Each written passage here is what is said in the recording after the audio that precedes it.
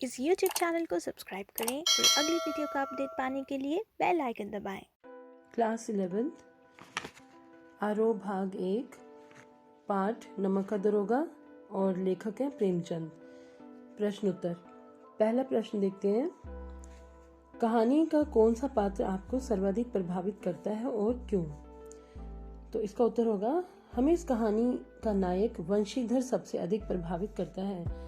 वह ईमानदार, शिक्षित, कर्तव्यपरायण व धर्मनिष्ठ व्यक्ति है। उसके पिता उसे बेईमानी का पाठ पढ़ाते हैं, घर की दयनीय दशा का हवाला देते हैं, परंतु वे इन सब के विपरीत ईमानदारी का व्यवहार करता है। वे स्वाभिमानी है। अदालत में उसके खिलाफ गलत फैसला लिया गया, उसकी नौकरी छीन ली गई, परंतु उसने स्वाभिमान नहीं खोया। कहानी के अंत में उसे अपनी इसी ईमानदारी का फल मिलता है जब पंडित ओलोपीदीन उसे अपनी सारी जायदाद का आजीवन स्थायी मैनेजर नियुक्त करता है। भ्रष्ट सेठ पंडित ओलोपीदीन को भी वंशीधर की चारित्रिक दृढ़ता के समक्ष झुकना पड़ता है। सेकंड क्वेश्चन, नमक का दरोगा कहानी में पंडित ओलोपीदीन के व्यक्तित्व के कौन से दो पहलू मतलब पक्ष उभर कर आते हैं? तो उत्तर है, पंडित ओलोपीदीन के व्यक्तित्व के निम्नलिखित दो पक्ष उभर कर आते हैं। पहला, भ्रष्ट व्यक्तित्व मतलब अप्रशंसनीय। पंडित ओलोपीदीन के चरित्र का ये पक्ष आदर के योग्य नहीं है। वह भ्रष्ट कार्यों को रात के अंधेरे में बड़े आराम से करता है, धन कमाने के लिए धन का गैर कानूनी उपयोग करता है। उसने विभिन्न सरकारी विभागों के अधिकारियों एवं कर्मचारियों को रिश्वत के दलदल में फंसा रखा है। कहानी के आरंभ और मध्य तक उसे समाज के एक चालाक और वाचाल व्यक्तित्व वाले व्यक्ति के रूप में दिखाया गया है, जिसने अपनी चतुरता से समाज में अपना सम्मानित स्थान बनाया हुआ है। उसके इस भ्रष्ट व्यक्तित्व की प्रशंसा नहीं की जा सकती। पंडित ओलोपीदीन के व्यक्तित्व का दूसरा पहलू है उज्जवल व्यक्तित्व। कहानी के अंत में पंडित ओलोपीदीन के व्यक्तित्व का सकारात्मक पक्ष उभर कर सामने आता है। भ्रष्टाचार को बढ़ावा देने वाला व्यक्ति ईमानदार वंशीधर के द्वारा गिरफ्तार किए जाने पर उससे अपने अपमान का बदला लेने के लिए उसे नौकरी से अवश्य निकलवा देता है, किंतु दरोगा के दृढ़ चरित्र के समक्ष उसका झूठा अहंकार समाप्त हो जाता है। वे वंशीधर के ईमानदार व्यक्तित्व से प्रभावित होकर ही उसे सम्मान पूर्वक अपनी सारी संपत्ति का स्थायी प्रबंधक नियुक्त करता है। तीसरा प्रश्न है, कहानी के लगभग सभी पात्र समाज की किसी न किसी सच्चाई को उजागर करते हैं। निम्नलिखित पात्रों के संदर्भ में पाठ के उस अंश को उद्धृत करते हुए बताइए कि ये समाज की किस सच्चाई को उजागर करते हैं। पहला है वृद्ध मुंशी, फिर वकील और उसके बाद शहर की भीड़। तो पहला, वृद्ध मुंशी। वृद्ध मुंशी का चरित्र समाज की उस सच्चाई को उजागर करता है जिसमें वृद्ध माता पिता भी जीवन मूल्यों से वंचित हैं। वे स्वयं भी भ्रष्ट आचरण करने में झिझक महसूस नहीं करते और ना ही अपने बच्चों को कोई सदाचरण की सीख दे पाते हैं, बल्कि उन्हें रिश्वतखोरी या ऊपरी आमदनी प्राप्त करने की सलाह देते हैं। अर्थात ऐसे परिवार एक अच्छे समाज की नींव नहीं बन सकते। वृद्ध मुंशी भी वंशीधर को ये सलाह देता है कि नौकरी में ओहदे की ओर ध्यान मत देना, ये पीर की मज़ार है। निगाह चढ़ावे और चादर पर रखनी चाहिए। ऐसा काम ढूंढना जहाँ कुछ ऊपरी आय हो जाए। मासिक वेतन तो पूर्णमासी का चांद है जो एक दिन दिखाई देता है, फिर घटते घटते लुप्त हो जाता है। ऊपरी आय बहता हुआ स्रोत है, इसी से बरकत होती है। तुम स्वयं विद्वान हो, तुम्हें ये बातें क्या समझाऊं। इन बातों को निगाह में बांध लो, ये मेरी जन्म भर की कमाई है। वे अपने बेटे की ईमानदारी एवं सत्यनिष्ठा पर पीठ थपथपाने की बजाय उसे कोसते हुए कहते हैं, इस वंशीधर को पढ़ाना लिखाना सब बेकार गया। हमने तो इसे इसलिए पढ़ाया था कि जैसे तैसे कमाकर हमारा घर भरे, लेकिन ये निकला अक्ल का दुश्मन। दूसरा है वकील। वकील समाज की एक ऐसी सच्चाई है जो न्याय की जीत पर खुश होने के बजाय अपने मुवक्किल की जीत पर खुश होते हैं, चाहे न्याय का गला ही क्यों न दबाना पड़े। न्याय की इससे बड़ी पराजय नहीं हो सकती। उदाहरण के लिए पाठ में बताया गया है कि वकीलों ने यह फैसला सुना और उछल पड़े। उन्हें भ्रष्ट सेठ ओलोपीदीन ने धन का गुलाम बना दिया था। फैसला ईमानदारी के पक्ष में न होकर भ्रष्टाचारी के पक्ष में हुआ। ग भाग है शहर की भीड़। शहर की भीड़ समाज की वह सच्चाई है जो संवेदनहीनता का पर्याय है। वह केवल एक तमाशबीन की तरह दृश्य को देखना चाहते हैं, किसी के दुख में भी तमाशे जैसा मजा लेते हैं। विशेष रूप से नए नए रावण को देखना उन्हें ज्यादा अच्छा लगता है, जबकि वे स्वयं भ्रष्ट आचरण में लिप्त रहते हैं। फिर भी किसी भ्रष्टाचारी की कलई खुलने पर खुलकर टीका टिप्पणी करने से नहीं चूकते।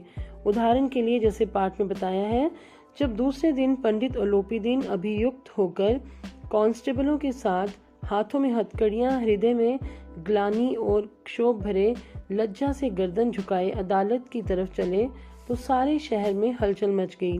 मेलों में कभी भी आंखें इतनी उत्सुक न होती होंगी जितनी पंडित ओलोपीदीन को देखने को थी।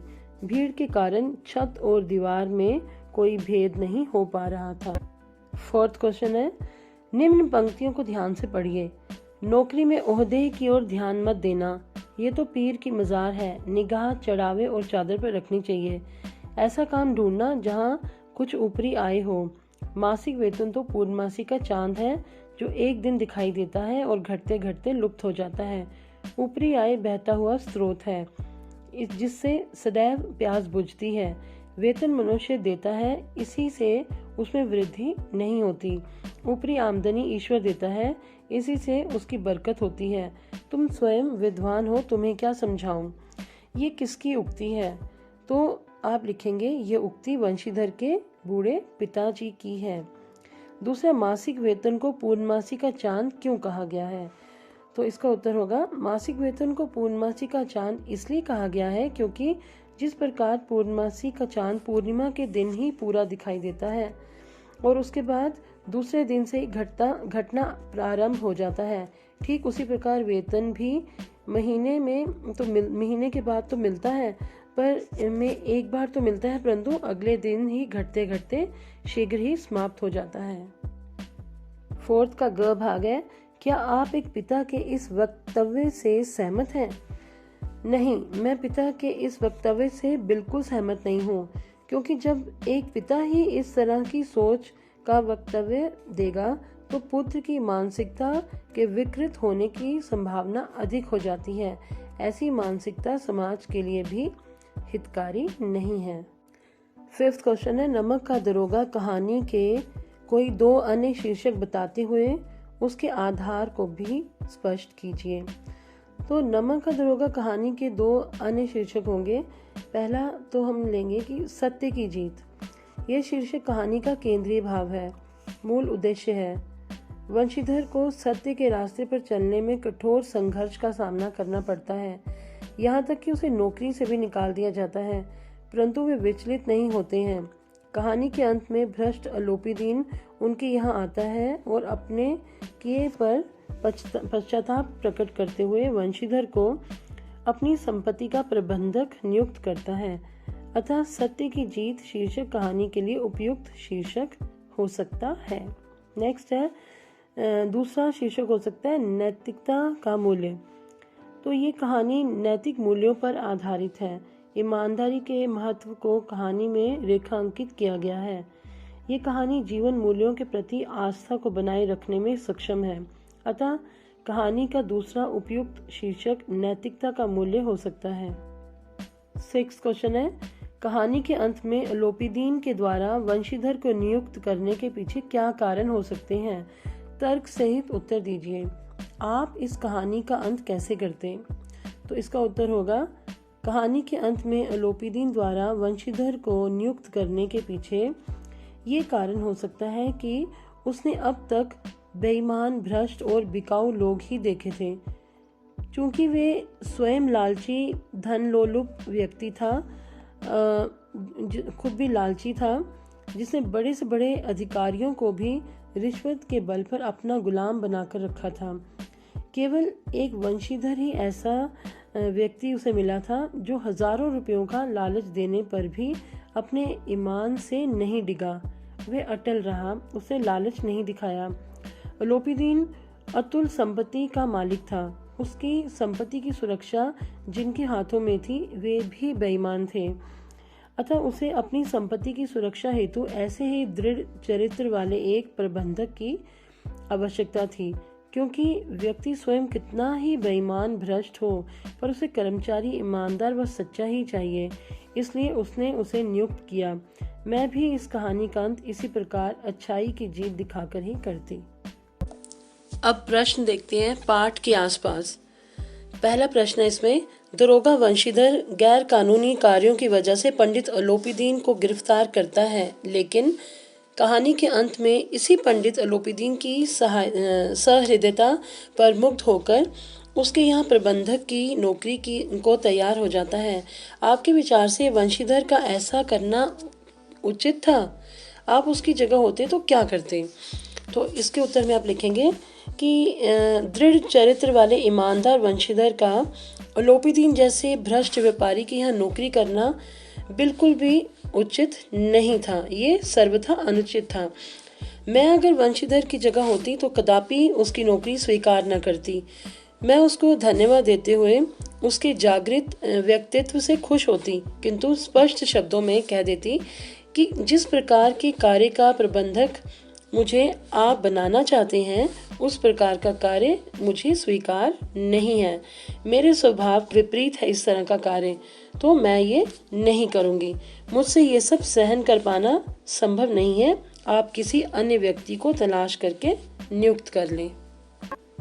दूसरा प्रश्न है, नमक विभाग के दरोगा पद के लिए बड़ों बड़ों का जी ललचाता था। वर्तमान समाज में ऐसा कौन सा पद होगा जिसे पाने के लिए लोग लालायित रहते होंगे और क्यों?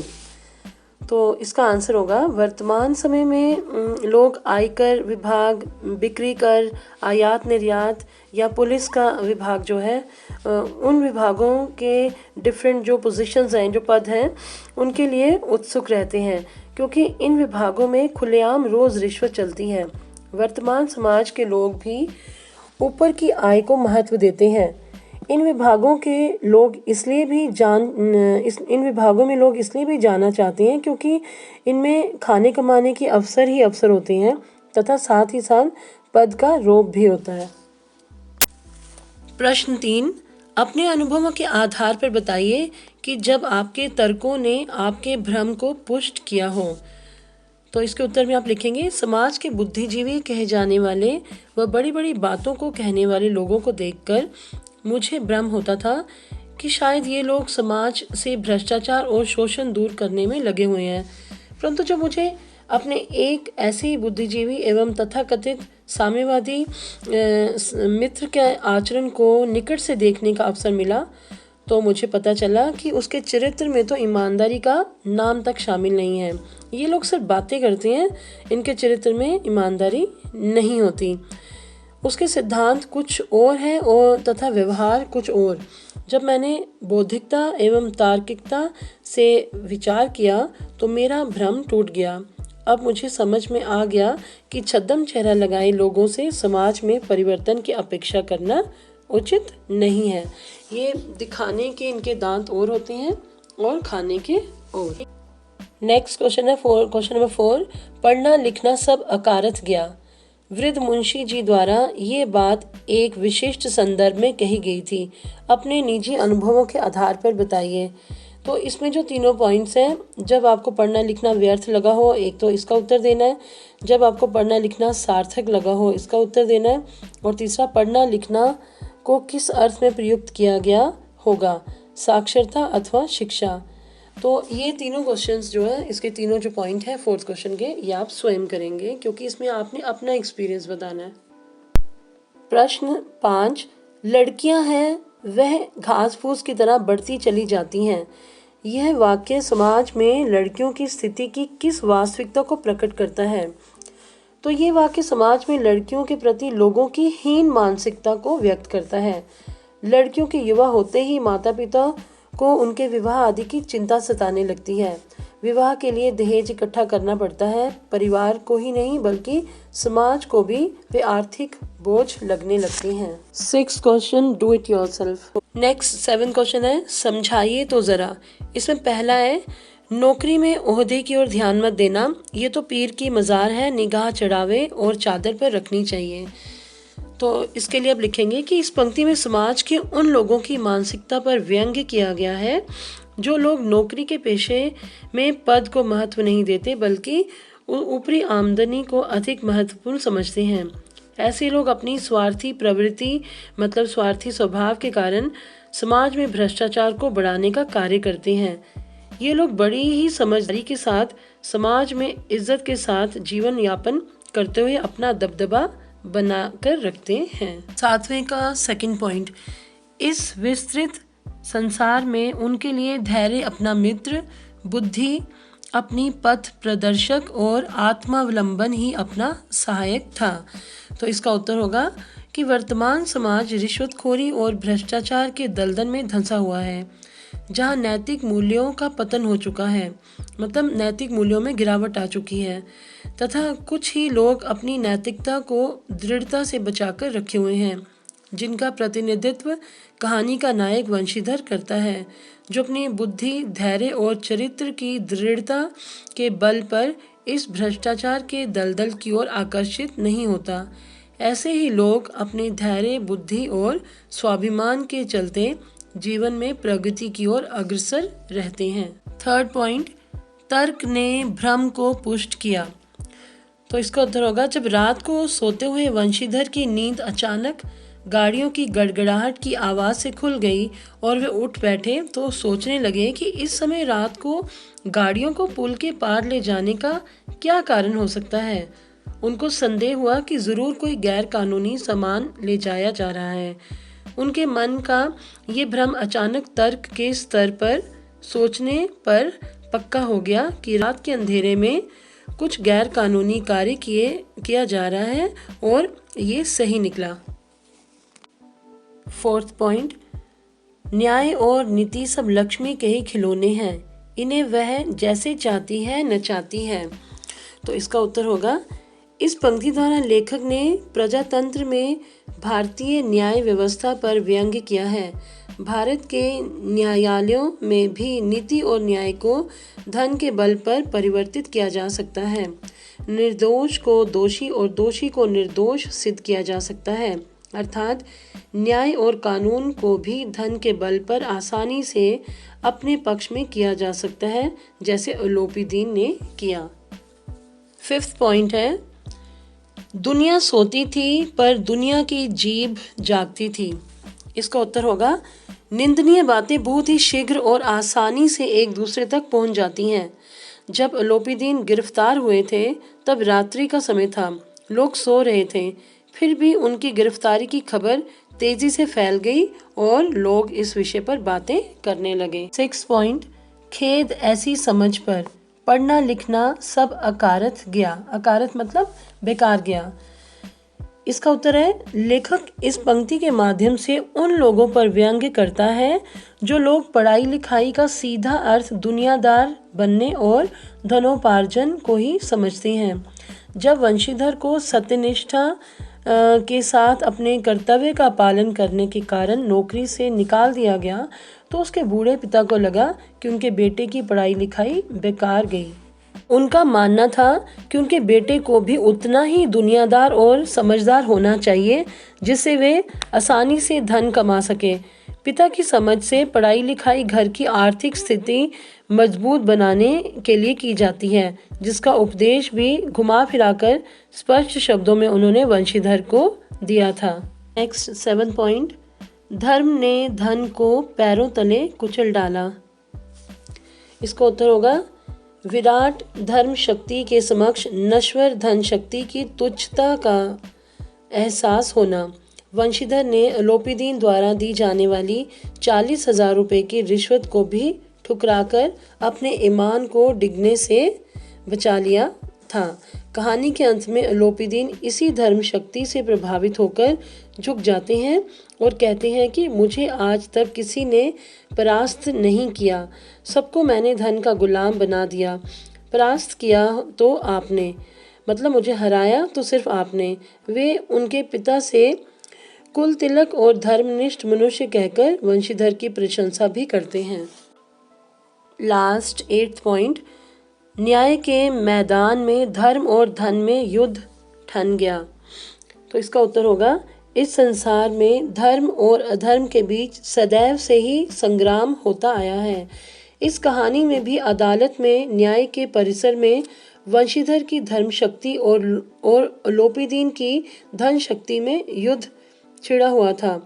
एक तरफ वंशीधर सत्य के मार्ग पर डटा हुआ था तो दूसरी ओर अलोपीदीन रिश्वत के बल पर अदालत के सभी अधिकारियों, वकीलों, यहाँ तक कि न्याय के पुजारी न्यायाधीशों को भी खरीदने में पैसे को पानी की तरह बहा रहा था।